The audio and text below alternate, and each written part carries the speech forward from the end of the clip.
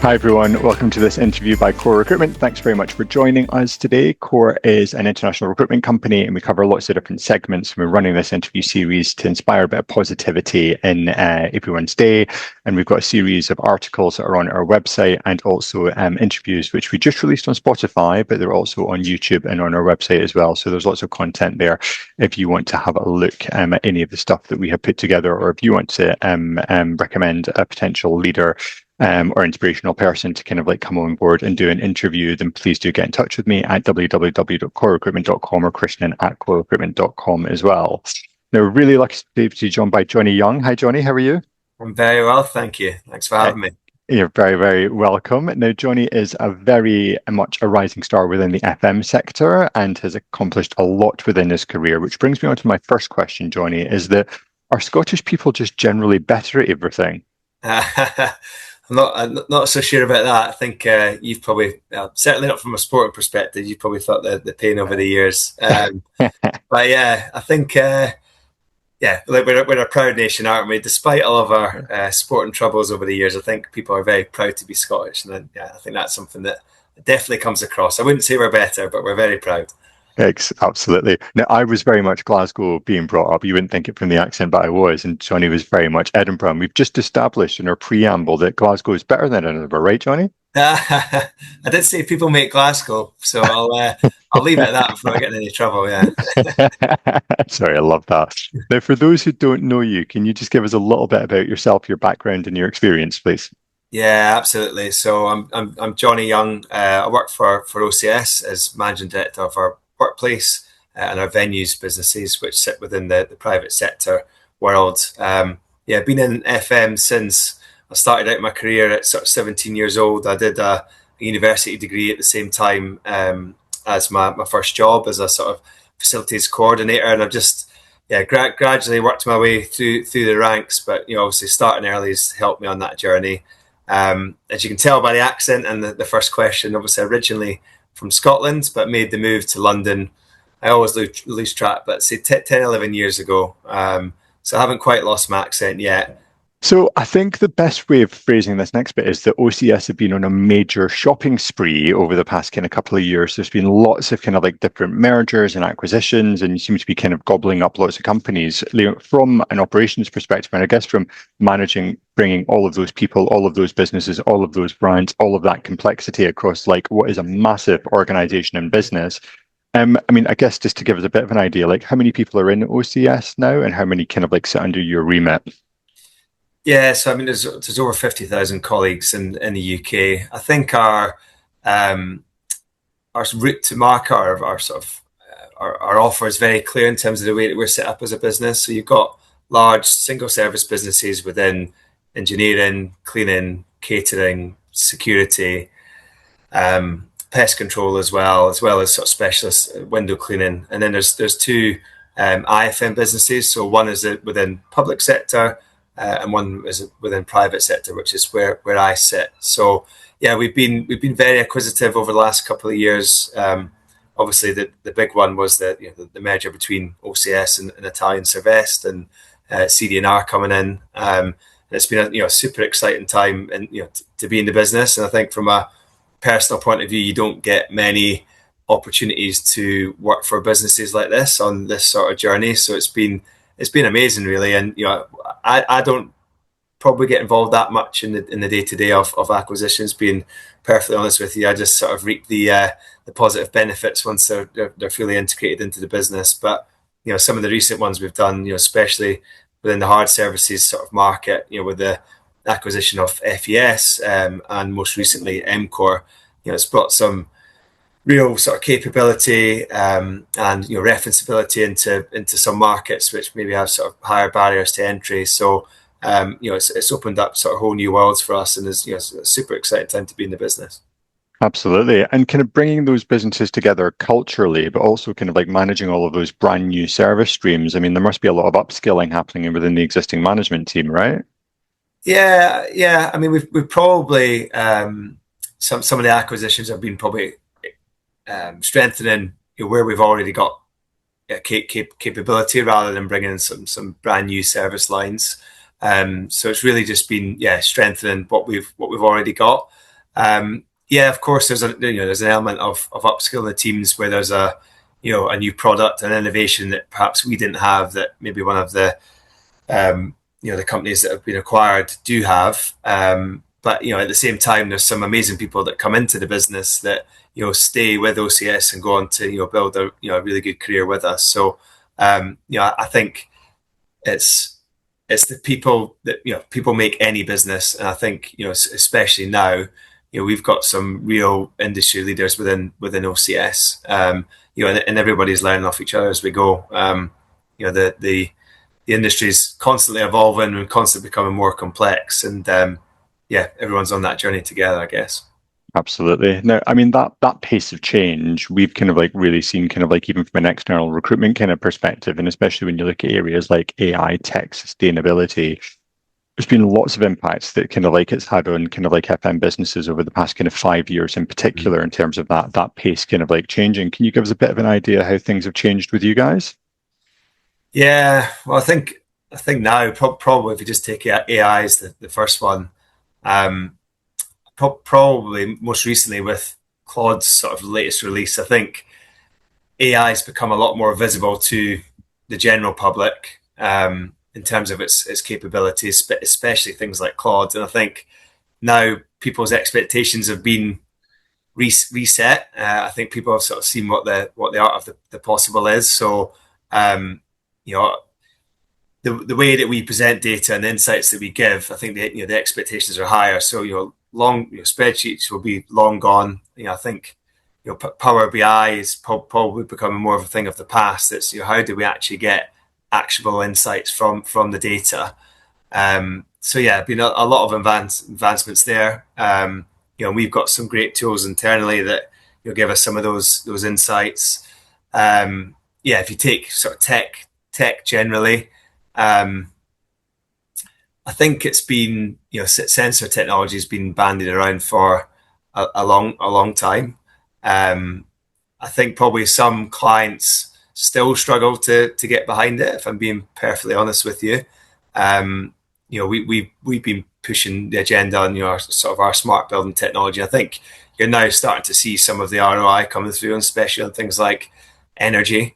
But there'll be a sort of a lot more value adds to come. Things like digital twins now, using the advanced diagnostics to catch problems before they occur. Predictive maintenance, all that sort of stuff. I think it's becoming more reliable that clients are more interested in it now, and I think it will only continue to evolve even further. And then the third one, obviously, sustainability. That's been heavily on the agenda for the last few years, especially within public sector, but we're seeing it in private sector now as well, and it's probably in terms of scoring criteria, top three, behind price and quality. So there's been a massive push within all businesses really to raise that up in the agenda, and I think that's now they're starting to come to life. Absolutely. And even with the changes in the past kind of like 18 months, 2 years specifically, sustainability still up there in terms of like one of the key metrics.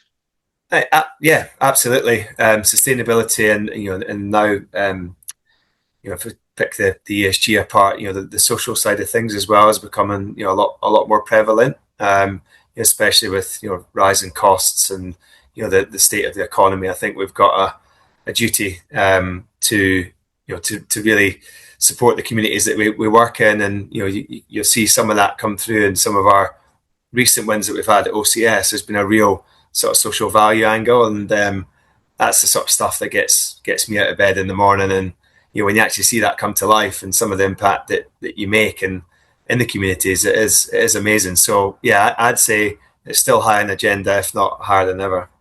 Excellent. And just coming back to the AI side of things, because I did actually have a conversation with somebody yesterday who didn't know what Claude was, and I had to kind Yeah, of like say, you just don't understand. It's just not like AI. It's like my best mate. Do you know what I mean? yeah, yeah, I actually say thank you to it now because I'm like, oh my God, you're incredible.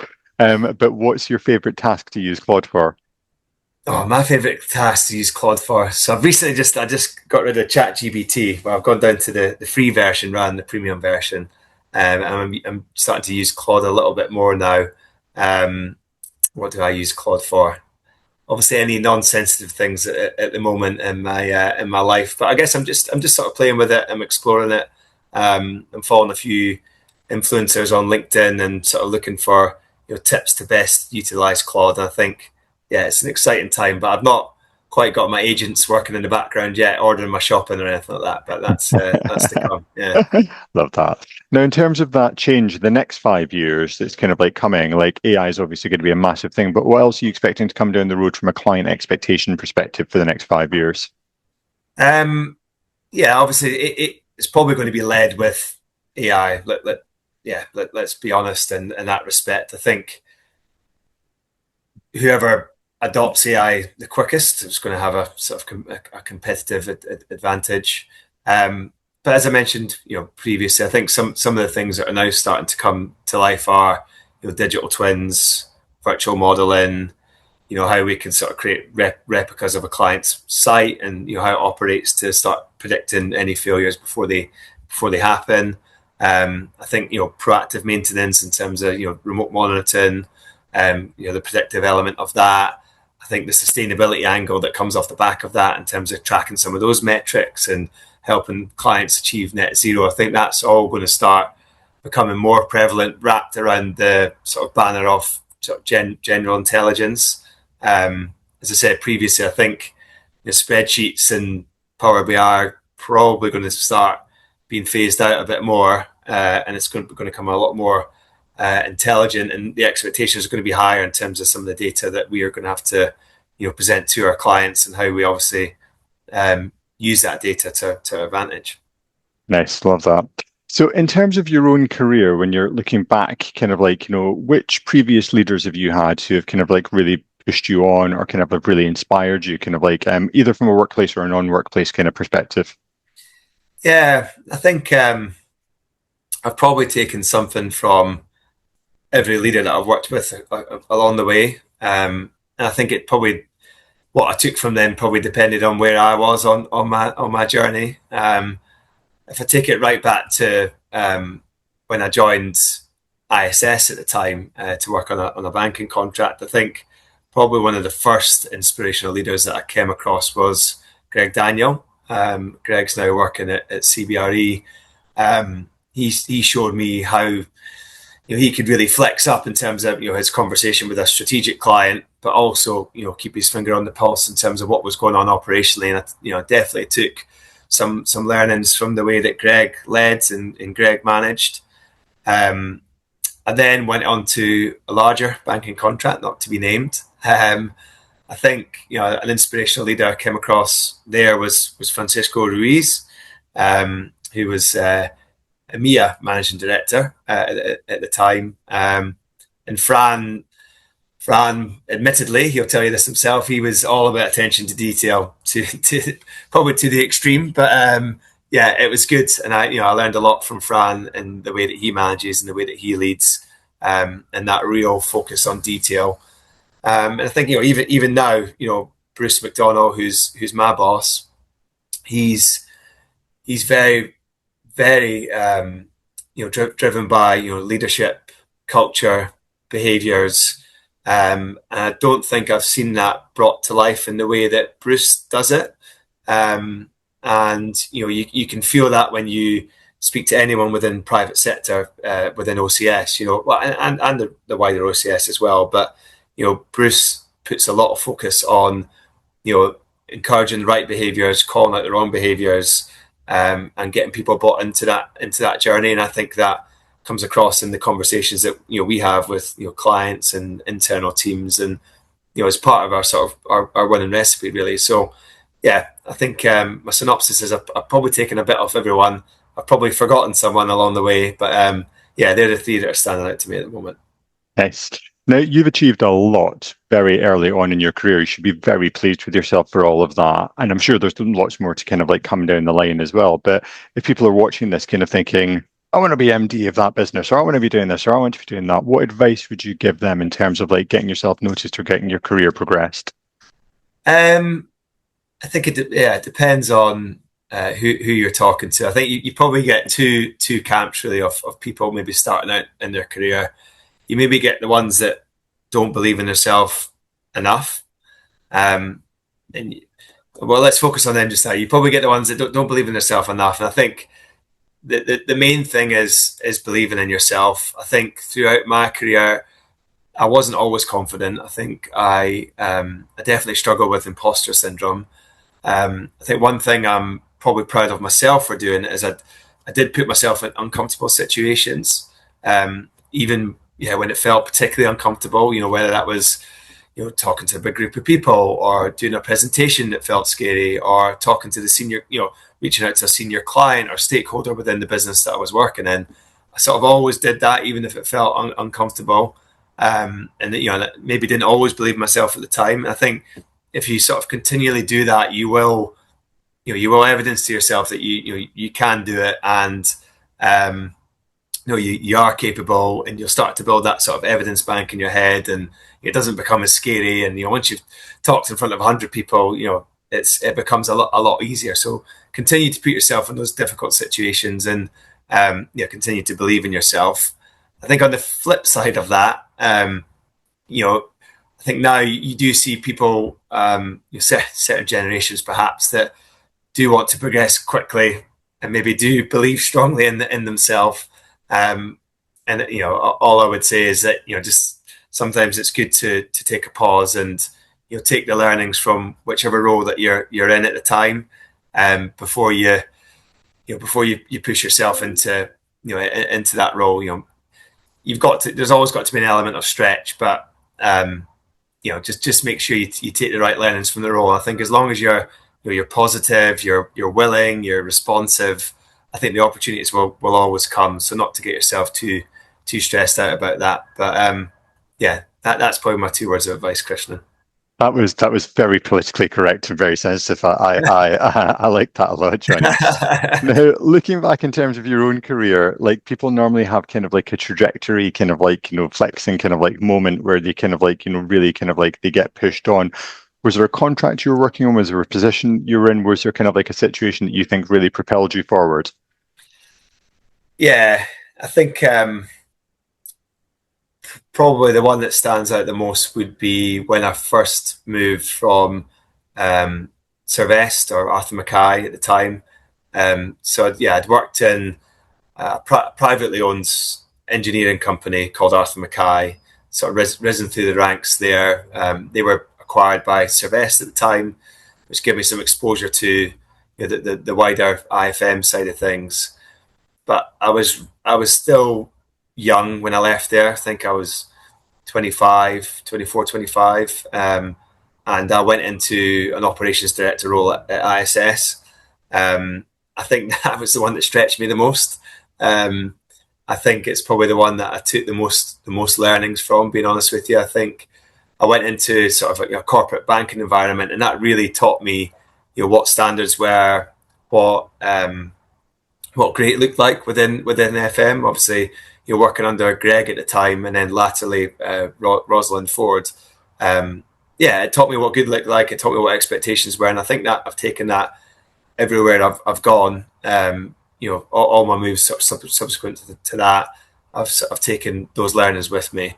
So I'd say that's probably the most pivotal moment in my career, and probably the most stretching role that I've had. I think the roles that I've gone on to after that maybe haven't quite felt as stretching as that one did at the time. And Jonny, I guess for my final question, like you are obviously a massive team, you're doing lots of hiring and all of that kind of stuff all the time. If there was one thing that you thought was kind of like, that you really look for when you're interviewing somebody, all of the CV and the technical skills and all of that kind of stuff aside, what would you say really stands out, or that you kind of like try and find in people that you're wanting to join your teams? Yeah, I would say the one thing that stands out beyond the having the basic competencies to do the role would be the energy that you bring to the room. Having an element of positivity. I'm not saying that everybody has to be all happy clapping and dancing when they come into the room, but I think displaying that sort of can-do mindset and a positive attitude goes a long way. And displaying the right behaviours and right values to go along with your role. Excellent. Love that.